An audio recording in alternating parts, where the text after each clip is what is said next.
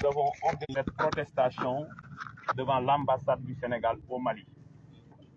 Et aujourd'hui, nous voulons dénoncer et nous voulons lutter acharnement contre l'instauration au Sénégal d'une monarchie testamentaire.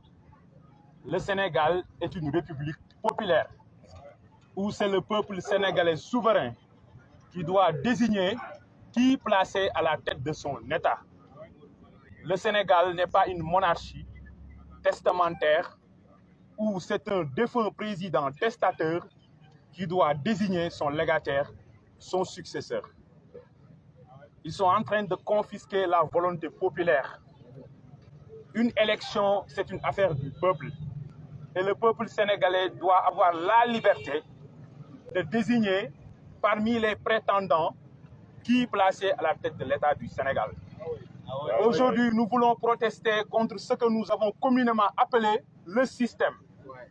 C'est une bande de fripouilles, d'affairistes et de politiciens qui sucent le sang du peuple sénégalais, exploitent les richesses du peuple sénégalais au détriment des masses laborieuses, au détriment de cette jeunesse sénégalaise qui est aujourd'hui condamnée à braver la Méditerranée, qui est aujourd'hui condamnée à rejoindre, à emprunter le chemin de Nicaragua, parce qu'elle laissait à elle-même dépourvue d'espoir. Aujourd'hui, il y a un système qui s'est établi au Sénégal et qui a étalé toutes ses ramifications dans toutes les sphères de la société sénégalaise, dans les milieux politiques, dans les milieux religieux, dans les milieux économiques, dans l'espace universitaire, dans les médias, partout, pour barrer la route à la volonté populaire qui s'exprimera par tous les moyens. Aujourd'hui, nous interpellons le peuple sénégalais, qui est un peuple souverain. Nous avons raté le rendez-vous de décembre 1962 avec Mamadou Dia. Nous avions raté le rendez-vous de 78 et de 83 avec Cheikh Anta. Ne ratons pas cette occasion historique de transformer notre pays au soir du 25 février 2024. Être présent au soir du 25 février 2024, c'est éviter que le suffrage populaire ne soit confisqué. Et protéger ce suffrage populaire, c'est se battre pour une élection inclusive avant tout.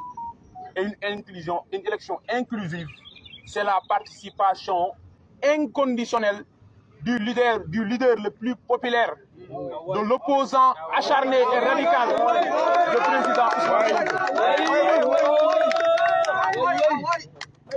Je voudrais terminer mon message en appelant à la sérénité et à la responsabilité des institutions internationales. Le Sénégal a ratifié un certain nombre d'accords et de traités. Le Sénégal s'est engagé à travers des instruments internationaux. L'un des caractères principaux d'une règle de droit, d'un texte de loi, c'est son caractère coercitif et contraignant. Lorsque le régime du président Macky Sall est aujourd'hui en train de fouler aux pieds les règles les plus élémentaires, les plus basiques en matière de respect des droits humains, la communauté internationale doit s'exprimer. Donc je m'adresse d'abord à l'Union africaine. Vous avez la Charte africaine des droits de l'homme et des peuples de juin 1981. Et il est clairement mentionné dans le 8e paragraphe de cette charte que les peuples africains représentés par leurs États se sont engagés à lutter contre toutes les formes de discrimination, qu'elles soient raciales, qu'elles soient religieuses, qu'elles soient ethniques, mais qu'elles soient basées sur l'opinion politique. Aujourd'hui, tous ceux qui sont soupçonnés d'appartenir au passif ou bien d'être sympathisants de ce parti ou de vouloir lutter contre l'injustice en vigueur au Sénégal sont pourchassés, persécutés, brutalisés, emprisonnés, jugés, condamnés ou exilés. Et j'en suis un parfait exemple. Et ça, c'est une situation consternante et déplorable. À l'Organisation des Nations Unies, l'ONU, vous avez la Charte des Nations Unies de 1945, la Déclaration universelle des droits de l'homme et des peuples de décembre 1948, le pacte international relatif aux droits civils et politiques en mars 1976, entré en vigueur en mars 1976. Tous ces textes imposent aux États signataires de respecter les droits humains et les libertés collectives et individuelles. Aujourd'hui, l'une des libertés les plus élémentaires, la liberté d'expression, la liberté d'opinion, la liberté de manifestation. Aujourd'hui, les interdictions de manifestation sont systématiques au Sénégal. À quoi servent ces institutions internationales? Aujourd'hui,